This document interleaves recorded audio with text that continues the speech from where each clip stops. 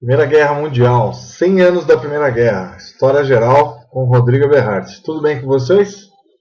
Bom, aqui estamos mostrando para vocês os fatos principais da Primeira Guerra Mundial, como a morte do arquiduque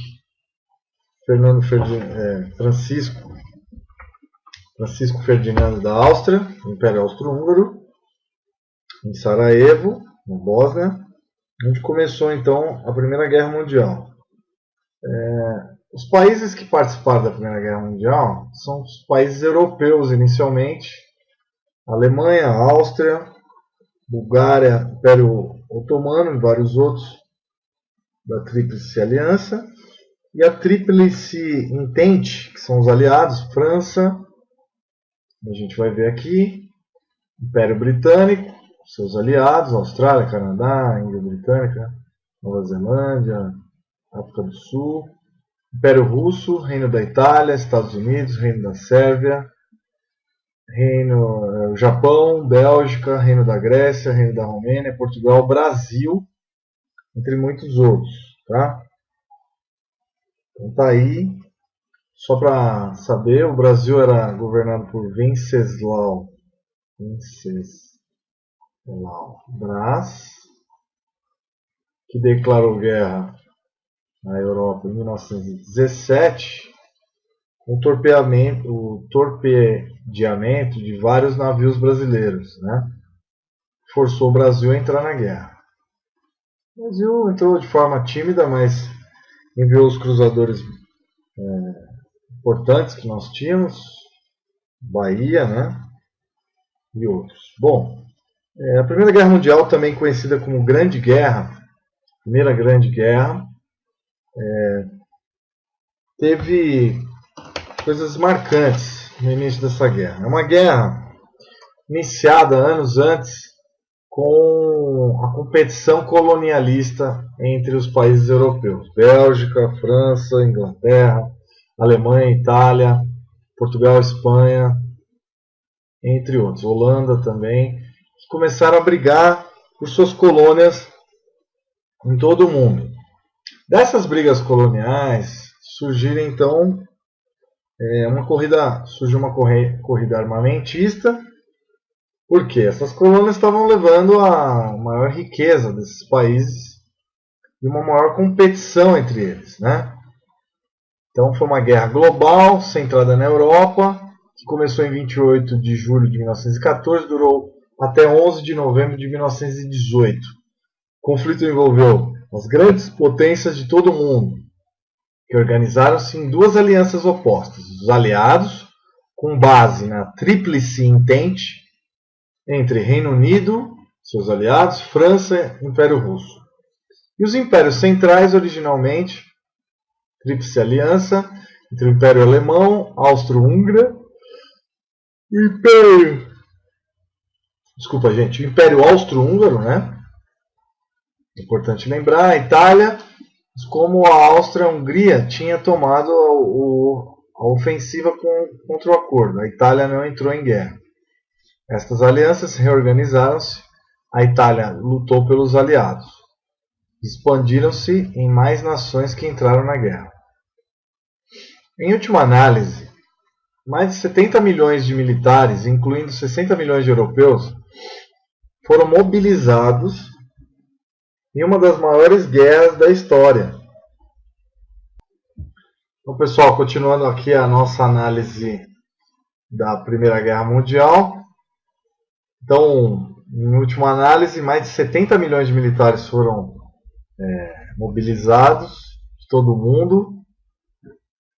Mais de 9 milhões de combatentes foram mortos em conflito, tá? Mais mortal na história da humanidade, que posteriormente foi o sexto conflito mais mortal. Tiveram 5 conflitos ainda mais mortais. Entre eles, o mais mortal de todos foi a Segunda Guerra Mundial, onde mais de 50 milhões de pessoas morreram de guerra, tanto de doenças como de assassinadas, né? Com revoluções em muitas das nações envolvidas. Entre as causas da guerra, inclui-se as políticas imperialistas estrangeiras de grandes potências na Europa. Esses países estavam então colonizando a África, sudeste da Ásia, Índia, parte da Indonésia, etc. E houve então uma competição acirrada entre Império Alemão, Austro-Húngaro, Império Otomano, Império Russo, Império Britânico, Terceira República Francesa, Itália. Em 1914, então, o assassinato do arquiduque Francisco Ferdinando da Áustria, herdeiro do trono da Áustria-Hungria, ou do Império Austro-Húngaro, resultou então no ultimato de Habsburgo contra o Reino da Sérvia. Diversas alianças formadas ao longo das décadas anteriores foram invocadas. Assim, dentro de algumas semanas, as grandes potências estavam em guerra. O Brasil, então, o confronto foi conhecido popularmente até a Segunda Guerra Mundial como Grande Guerra de 14, Guerra de 14, em alusão a 1914. No dia 5 de abril de 1917, o vapor brasileiro Paraná, que navegava de acordo com as exigências feitas por países neutros, foi torpedeado, supostamente, por um submarino alemão. No dia 11 de abril, o Brasil rompeu relações diplomáticas com os países do bloco liderado pela Alemanha. E em 20 de maio, o navio Tijuca foi torpedeado perto da costa francesa. Nos meses seguintes, o governo brasileiro então declarou guerra.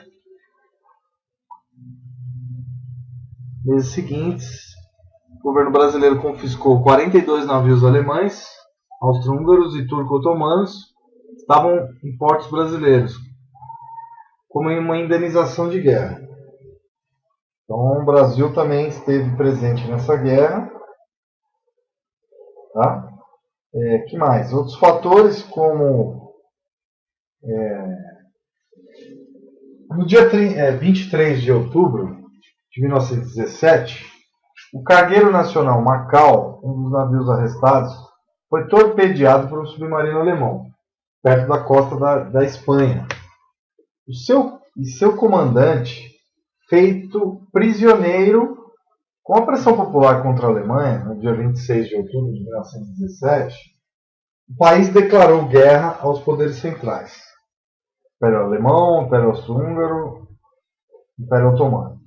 A partir desse momento, por um lado, sob a liderança de políticos como Rui Barbosa, aconteceram violentas agitações de caráter nacionalista, com a destruição de bens e propriedades pertencentes aos alemães, comícios exigindo a imperiosa necessidade de apoiar os aliados com ações para pôr fim ao conflito. Por outro lado, sindicalistas, anarquistas e intelectuais como Monteiro Lobato criticavam essa postura e a possibilidade de grande convocação militar, pois, segundo eles, entre outros efeitos negativos, isso desviava a atenção do país em relação aos seus problemas internos. Isso aconteceu muito. Assim, devido às várias razões de conflitos internos, a falta de uma estrutura militar adequada, o Brasil era uma piada do exército, marinha e aeronáutica. A participação militar do Brasil no conflito foi muito pequena, resumindo-se no envio ao fronte ocidental em 1918 de um grupo de aviadores que foram integrados à Força Aérea Real Britânica e de um corpo médico militar composto por oficiais e sargentos do exército, que foram integrados ao exército francês, tendo seus membros tanto prestado serviço na retaguarda como participado de combates no fronte. A Marinha coube a maior participação militar no conflito, com o envio de uma esquadra naval com a incumbência de patrulhar a costa noroeste da África, a partir de Dakar, e o Mediterrâneo desde o Estreito de Gibraltar, evitando a ação de submarinos inimigos. Então foi enviado o cruzador Bahia, até lá, que auxiliou o Brasil nessa entrada na Primeira Guerra Mundial, que foi bastante importante, Então, vale salientar a nossa atuação no front. Então, falando dessa atuação, rapidamente, essa que foi uma das guerras, as primeiras guerras bem tecnológicas. Aqui a gente vê Venceslau Braz assinando a declaração de guerra, tá? O ex-presidente da República, o ministro interino, então Venceslau Braz declara guerra contra o Império Alemão. Ao seu lado, o ex-presidente da República, Milo Peçanha, ao seu lado, né? E o presidente de Minas Gerais, futuro presidente da República, Delfim Moreira. Então tá aí. O Brasil oficialmente declarou neutralidade em 4 de agosto de 1914. Desta forma, somente o navio brasileiro Rio Branco foi fundado por um submarino alemão nos primeiros anos da guerra, 3 de maio de 1916. Mas esse estava em águas restritas, operando a serviço inglês, com a maior parte de sua tripulação sendo composta por noruegueses, de forma que, apesar de comoção nacional, o fato gerou, não poderia ser considerado como um ataque ilegal dos alemães. No início da guerra, apesar de neutro, o Brasil enfrentava uma situação social e econômica complicada, para variar, né? Sua economia era basicamente fundamentada na exportação de apenas um produto agrícola, o café. Como este não era essencial, suas exportações e as rendas alfandegárias, a principal fonte de recursos do governo, diminuíram com o conflito. Isso se acentuou mais com o bloqueio alemão, depois com a proibição à importação de café feita pela Inglaterra em 1917. Passou a considerar o espaço de carga nos navios necessário para produtos mais vitais, haja vista as grandes perdas causadas pelos afundamentos de navios mercantes pelos alemães. As relações entre o Brasil e o Império Alemão foram abaladas pela decisão alemã de autorizar seus submarinos a afundar qualquer navio que entrasse nas zonas de bloqueio. No dia 5 de maio de 1917, o vapor brasileiro Paraná, um dos maiores navios da Marinha Mercante, 4.466 toneladas, carregado de café, navegando de acordo com as exigências feitas a países neutros,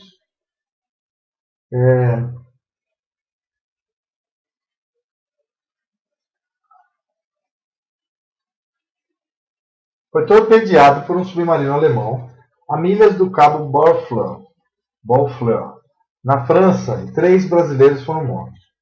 Manifestações populares, quando a notícia do afundamento do vapor Paraná chegou ao Brasil, poucos dias depois eclodiram diversas manifestações populares nas capitais. O ministro das Relações Exteriores, Lauro Miller, de origem alemã, favorável à neutralidade na guerra, foi obrigado a renunciar. Em Porto Alegre, passeatas foram organizadas com milhares de pessoas, inicialmente pacíficas. As manifestações passaram a atacar estabelecimentos comerciais, propriedades de alemães ou descendentes. O Hotel Schmidt, a Sociedade Germânica e o Clube Turnebund e o jornal Deutsche Zeitung foram invadidos, pilhados e queimados.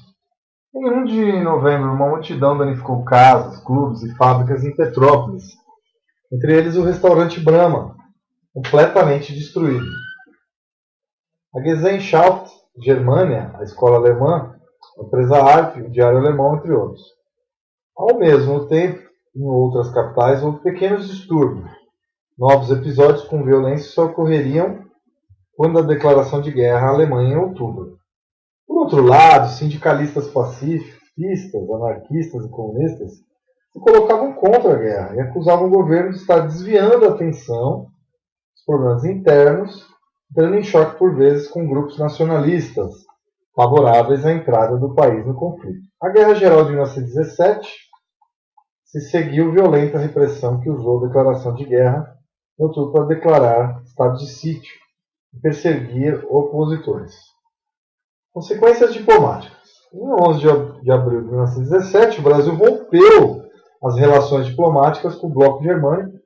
Em 20 de maio, o navio Tijuca foi torpedeado, por causa da França, como já havia falado. 42 navios alemães então foram confiscados nos portos brasileiros.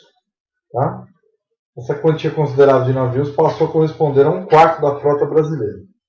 No dia 27 de julho de 1917, o vapor brasileiro Lapa foi atingido por 3 tiros de canhão submarino alemão. 18 de outubro de 1917, um outro navio mercante, o Macau, foi torpedeado por submarino alemão U-93. No dia 23 de outubro de 1917, o cargueiro Macau, como a gente já falou, foi torpedeado pelo mesmo submarino U-93 e seu comandante feito prisioneiro. Com a pressão popular, o Brasil declarou guerra. 4 de novembro, os navios Guaíba e Acari foram torpedeados por mesmo submarino alemão U-151. A abertura dos portos brasileiros às unidades aliadas e a responsabilidade pelo patrulhamento do Atlântico Sul pela esquadra brasileira foram as primeiras ações em apoio ao esforço de guerra aliado. A Divisão Nacional em Operação de Guerra, comandado pelo contra-almirante Pedro Marques Fernando Frontin, incorporou-se à esquadra britânica em Gibraltar e realizou o primeiro esforço naval brasileiro em águas internacionais. Em cumprimento aos compromissos assumidos com a Conferência Interaliada, reunida em Paris 20 de novembro a 3 de dezembro de 1917, o governo brasileiro enviou uma missão médica composta por cirurgiões civis e militares para atuarem em hospitais de campanha do Teatro de Operações Europeu, um contingente de sargentos e oficiais para servirem junto ao exército francês, aviadores do exército e da marinha, para se juntarem à Força Aérea Real e o emprego de parte da esquadra. Continuando então, o emprego da parte da esquadra fundamentalmente na guerra antissubmarina, contra os submarinos. O plano Calógeras. Em 1918 ficou pronto um estudo confidencial encomendado pelo candidato presidencial eleito naquele ano, Rodrigues Alves. Este estudo, coordenado pelo parlamentar especialista em política externa e assuntos militares, João Pandiá Calógeras, no tocante à entrada do Brasil no conflito, encomendava o envio de uma força expedicionária de considerável tamanho para lutar na guerra, utilizando-se de todos os meios, incluindo, isso é óbvio, seria melhor, né? Os navios das potências inimigas já apreendidos em portos e águas brasileiras. Para fazer desembarcar a tropa em solo francês, onde esta seria treinada e equipada pelos franceses. Tudo financiado por empréstimos bancários americanos que, por sua vez, seriam quitados pelas compensações impostas às potências derrotadas após a guerra. Este plano, que só tornado público após a morte de seu elaborador, que continha propostas em relação às várias áreas governamentais, no que se referia à participação do país no conflito, independia da falta da infraestrutura industrial militar que caracterizava o Brasil à época. Porém, devido aos rumos tomados pelos acontecimentos internos e externos daquele ano, somados às circunstâncias específicas da política brasileira de então, incluindo a oposição de parte da população à guerra, assim como falta de uma política externa clara, impediram que o mesmo fosse levado adiante, evitando assim que o país tivesse maior participação no conflito. Para variar, né, gente? Nossos políticos são muito ruins de gestão. Nem para gerir uma guerra e ter alguns louros com ela a gente consegue. Então, nem com o aprisionamento dos navios a gente conseguiu utilizar isso de uma forma adequada, ou seja, gerar um retorno financeiro para o nosso país. Então, para variar, mais uma vez, o Brasil tem uma participação pífia internacional. Só agora que a gente está conseguindo, agora no Haiti, né, ter uma participação mais efetiva. Então, participação do Exército. Com o número do conflito ao final de 1918 e consequente arquivamento do plano Calógeras, tocante ao envolvimento militar do país na guerra, a participação brasileira nas operações terrestres se resumiu ao envio de um corpo de sargentos e oficiais do Exército Brasileiro numa missão preparatória, em meados daquele, sob o comando do general Napoleão Felipe Aché, para operando junto ao exército francês. Então, usando aqui os tanques F-717, dentre eles estão também o tenente João Pessoa Cavalcante Albuquerque, que ao longo da carreira se firmaria como importante ideólogo e reformulador do Exército Brasileiro. E Major Tertuliano Potiguara, este último figura controversa e destaque na companhia do contestado. Foi ferido na última batalha do canal de Saint-Quentin durante a ofensiva de Meuse-Argonne. A missão médica militar, também chefiada pelo Dr. Nabucco Bouvet, subordinado pelo general Napoleão Aché, chegou à terra francesa por Porto de Marselha e, na verdade, instalaram um hospital. Integrava a missão 92 médicos, sendo 10 militares e os demais mobilizados em postos privativos oficiais. Além dos médicos, integravam a missão acadêmicos, farmacêuticos, pessoal de apoio administrativo e um pelotão de segurança. A contribuição da missão médica brasileira materializou-se também naquele país e garantiu a continuidade do apoio logístico. E apoio à população francesa contra a epidemia de gripe espanhola, que assolava também aquele país, que garantiu a continuidade do apoio logístico às tropas de frente de combate. A missão médica foi extinta em fevereiro de 1919. A participação da Marinha coube à Marinha maior, embora modesta, contribuição militar ao conflito. Contribuições da Marinha, o ministro almirante Alexandrino Farinha de Alencar terminou a organização de uma força-tarefa na Guerra Mundial. 30 de janeiro de 1918, foi constituída a Divisão Naval em Operações de Guerra, DNOG, composta de unidades retiradas das divisões que formavam a Esquadra Brasileira, passaram a compor o DNOG, os cruzadores Rio Grande do Sul e Bahia, contra torpedeiros Piauí, Rio Grande do Norte, Paraíba e Santa Catarina, o tender Belmont e o rebocador Laurindo Pipa.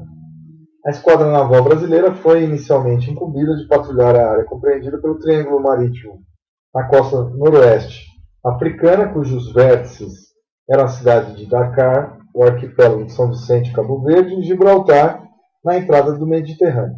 Ficaria sob as ordens do almirantado britânico, representado pelo almirante Hitchcock Grant. Para comandá-la, foi designado um dos oficiais de maior prestígio na época, contra-almirante Pedro Max Fernando Frontin, nomeado 30 de janeiro de 1918. A guerra no mar para o Brasil teve início em 1º de agosto. No porto do Rio de Janeiro, o navio brasileiro Maceió foi torpedeado pelo submarino U-43.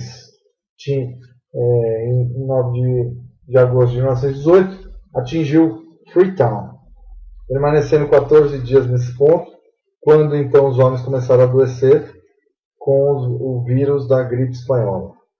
Na noite do dia 25 de agosto, na travessia de Freetown para Dakar, a divisão sofreu um ataque torpédico feito pelo submarino alemão, mas sem causar vítimas ou danos nos navios. Felizmente, os torpedos passaram sem causar danos entre os navios brasileiros. Lançaram um contra-ataque usando cargas de profundidade, tendo a Marinha Real Britânica acreditado aos brasileiros o afundamento de um submarino inimigo. Posteriormente, foi fundeada no porto de Dakar a tripulação de divisão. Foi vítima da epidemia conhecida na época como gripe espanhola, que matou mais de 50 milhões de pessoas, viu, gente? Na guerra, na Primeira Guerra Mundial. A gripe espanhola, então, foi o grande problema da guerra. Os italianos, entre o comando naval aliado, a epidemia conhecida na época, tirou a vida de mais de uma centena de marinheiros e imobilizou a força por 2 meses naquele porto. Entre o comando naval aliado, houve um intenso debate sobre as forças da frota brasileira deveriam ser utilizadas. Os italianos queriam-los no Mediterrâneo. Já os americanos preferiam que trabalhassem em estreita colaboração com suas próprias forças no Atlântico Norte. Quanto os franceses, quanto os franceses iriam mantê-los na proteção do tráfego marítimo comercial ao longo da costa ocidental norte-africana da Cabo de Gibraltar. Esta hesitação do comando aliado, combinado com o atraso ao longo de 1918, para se lançar a esquadra ao mar devido aos problemas operacionais, além da epidemia que atingiu a tripulação no final de agosto, fez com que a frota fosse designada ao Mediterrâneo somente no início de novembro de 1918, apenas para ver dias depois o armistício com a Alemanha ser assinado, pondo fim à guerra. Fim da guerra, foi assinado então o armistício, tão ansiosamente esperado pelos europeus, cujos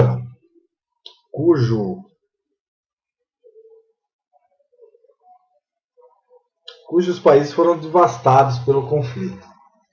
Está aí, né, mostrando. O Brasil deu uma módica parcela de contribuição, conseguiu um assento na Conferência de Paz de Paris, que deu origem ao Tratado de Versalhes, obtendo assim sua parte no botim de guerra, conseguindo da Alemanha o pagamento com juros do café perdido nos navios naufragados, mais 70 navios dos impérios centrais, a maioria alemão, que haviam sido apreendidos em águas brasileiras, quando da declaração de guerra, que foram incorporados à frota brasileira a preços simbólicos. Acordo de paz. Terminada a guerra, participou de Conferência de Versalhes, com a comitiva chefiada pelo futuro presidente Epitácio Pessoa. Esta comitiva conseguiu incluir o acordo de indenização de sacras do café, apreendidos em portos alemães, quando a declaração de guerra, e a venda de navios alemães apresados. O Brasil foi um dos fundadores da Liga das Nações. Após voltar ao Brasil, a divisão naval em operações de guerra foi dissolvida em 25 de junho de 1919, cumprindo integralmente a missão que lhe fora confiada. Do ponto de vista econômico, se em primeiro momento as exportações caíram bruscamente, gerando crise numa economia dependente do café, com o prolongamento do conflito passou a ter boas oportunidades comerciais. O aumento da demanda internacional por gêneros alimentícios e matérias-primas forçou o Brasil a mudar sua estrutura econômica basicamente agrícola. E nessa época o Brasil conhece um surto industrial, que é a industrialização por substituição em sua história, valendo-se também da mão de obra imigrante. Os italianos vieram para o Brasil, os alemães, italianos, espanhóis, portugueses, ingleses, outras nações, russos, poloneses, né? O número de fábricas quadruplicou nos anos de guerra, dobrando o número de operários. A indústria brasileira conquistou o mercado interno e fez diminuir o número de itens importados, modificando parcialmente a face socioeconômica do país. Então tá aí, falamos então um pouco da Primeira Guerra Mundial.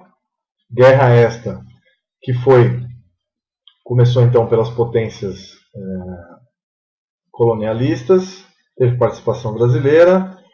Uma guerra que começou com o uso dos aviões, tanques de guerra, metralhadoras automáticas desde o século XIX, mas que foram usados amplamente na Primeira Guerra. O conflito ocorreu também com a gripe espanhola, que seria o nome correto, gripe francesa, mas onde na Espanha foi o primeiro relato da guerra. Aqui o super navio de guerra inglês, que depois foi o Dreadnought, 1906, o uso então dos tanques, os Mark I, ingleses, os aviões alemães, Barão Vermelho, von Richthofen, inclusive é parente da Richthofen, fez matou os pais absurdamente, né, que são parentes dos Richthofen. Foi o Barão Vermelho, o maior piloto de guerra alemão na Primeira Guerra Mundial. Aqui o cruzador Bahia, que patrulhou as águas perto de Gibraltar. A participação brasileira foi pequena, mas bastante efetiva. Aqui o gás de mostarda, né, inventado pelo químico alemão Bayer.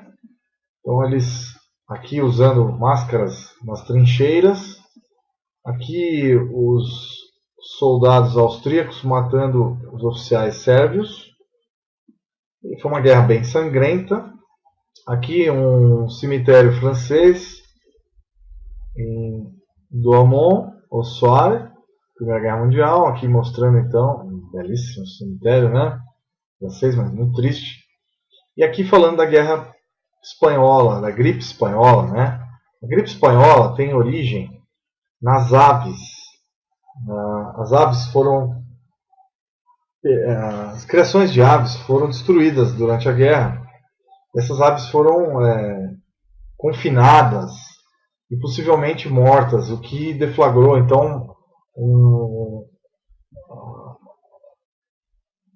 esse vírus passou para o tecido humano, porque existiam muitos soldados feridos durante a guerra.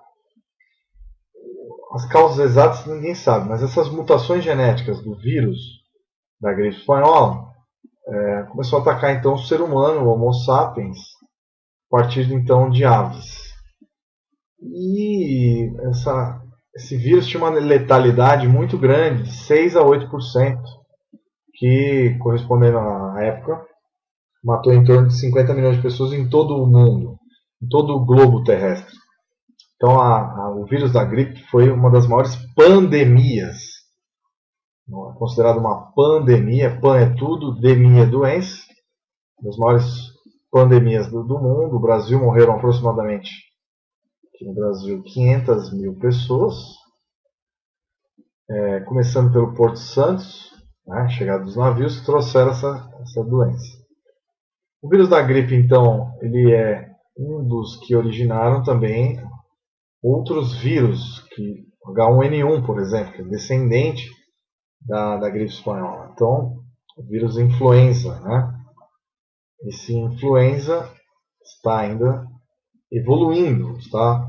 Tem altas taxas de mutações. Então, possivelmente de aves, criações de aves na França, como a França foi muito atacada durante a guerra, os corpos dos soldados ficavam expostos, ainda vivos, com ferimentos, que favoreceu possivelmente a entrada desse vírus, ou mesmo por vias normais, como saliva, pelo ar. A guerra foi marcada, a Primeira Guerra, pelas novidades tecnológicas, o lança-chamas, uso do lança-chamas, uso de tanques de guerra, como eu já havia falado, metralhadoras, uso intensivo de aviões, tanques, aqui como o Renault, o Mark I, em inglês, com grande sucesso, metralhadoras automáticas, aqui no caso alemãs, os grandes super cruzadores, grande destruição por gás mostarda. Gás mostarda que causa então asfixia. Asfixia grave, né? Grande quantidade de líquido no corpo. Então, uma guerra, uso do capacete de aço. O avião em 1915, então, o avião de caça alemão Fokker Heidecker, foi o primeiro a usar metralhadora frontal sincronizada com o motor. Então, esses aviões tinham uma metralhadora que conseguia emitir as balas sincronizado com as hélices, com os hélices. Lança-chamas, pouco antes da guerra pelos alemães, foi utilizado pela primeira vez em 1916. Tinha um efeito psicológico contra o inimigo. A granada, o armamento anterior ao conflito, com o começo da guerra, os países envolvidos desenvolveram vários modelos aperfeiçoados. A metralhadora foi criada no século XIX e seu alto poder de fogo provocava muitas baixas e conseguia retardar ofensivas inimigas. Comunicação já com o uso de telefone, uso do telefone também, amplamente utilizado. As trincheiras, assim como o telégrafo, permitiam aos exércitos maior controle da informação e mobilidade de ataque. Lança-chamas, já falei. Armas químicas, o gás mostarda era lançado em cápsulas de artilharia. A artilharia atacava os olhos e as vias respiratórias. Seu poder foi tão devastador que o uso depois foi proibido. Em 1925, a Liga das Nações assinaram um acordo proibindo o uso de armas químicas em conflito. E o tanque, usado pela primeira vez em 1916 contra os alemães, os tanques britânicos davam apoio à infantaria destruíram facilmente os ninhos de metralhadora dos inimigos. E o uso intensivo também dos submarinos, seu uso pioneiro em larga escala, só aconteceu na Primeira Guerra. Já tinha sido utilizado na Guerra Civil Americana, né? Na Guerra da Secessão, mas foi amplamente utilizado no bloqueio das ilhas britânicas do Atlântico, Mediterrâneo, ao fazer ataques sistemáticos aos navios mercantes. Então o conflito foi o primeiro marcado pela tecnologia. O primeiro marcado pela tecnologia. Então, outras invenções como tanques teriam maior presença na Segunda Guerra Mundial. No fim de 1914, frente de batalha congelou. Então, a Primeira Guerra Mundial foi intensamente marcada pela ciência e tecnologia, a ponto de muitas inovações que estrearam no conflito foram aperfeiçoadas para ele serem usadas até hoje. Lembra o historiador John T. Haney, a Primeira Guerra da aviação, dos submarinos, que revolucionaram a guerra naval, do motor de combustão interna, então, uma guerra marcada pelo uso do petróleo em larga escala, né? O verdadeiro começou então gases venenosos, gás de mostarda, o primeiro com grandes fracassos militares russos, que ajudariam a levar à Revolução de 1917. Então aconteceram várias revoluções por causa da guerra. A Revolução de 1917 é uma delas. A oeste, os alemães foram barrados em duas batalhas, Marne e Ypres. Mas a tecnologia também causou a paralisia do conflito. Depois dos combates iniciais em movimento, a frente de batalha congelou, literalmente, em analogia de dezembro do mesmo ano. Os soldados estavam então confinados a trincheiras geladas espalhadas nas fronteiras franco-suíça até o Mar do Norte. O ataque era dificílimo, pois eles tinham de avançar em campos de batalha cobertos de arame farpado e varridos pelos tiros de metralhadora e da artilharia. Em Verdun, 1916, alemães e franceses duelaram por um terreno sem grande significação militar. A batalha, a maior da guerra, foi indecisa, mas não antes de os dois aliados terem 700 mil mortos e feridos. O impasse se arrastaria até 1918. Todo esse período, o sacrifício de milhões de soldados foi feito para avanços no máximo de 15 quilômetros. A produção em massa tornou o campo de batalha um pesadelo. Em Waterloo, em 1815, os 366 canhões de Napoleão tinham cerca de 20 mil balas à disposição, geralmente balas sólidas de ferro. Para o ataque no Somme, em 1916, que fazendo uma analogia à guerra anterior, 100 anos antes, os britânicos armazenaram 2,96 milhões de granadas explosivas de artilharia. A artilharia fez a maior parte das vítimas. Segundo o historiador John Keegan, apenas 1% dos ferimentos eram por baioneta. Em geral, as balas causavam 30% dos feridos, e o resto era a obra das granadas. Os tanques foram criados como modo de transportar trincheiras e arame farpado sobre o fogo de metralhadoras.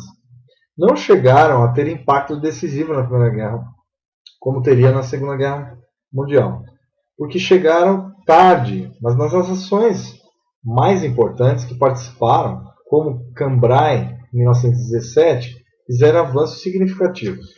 Guerra no mar. O atrito mais grave no mar foi a Guerra Submarina.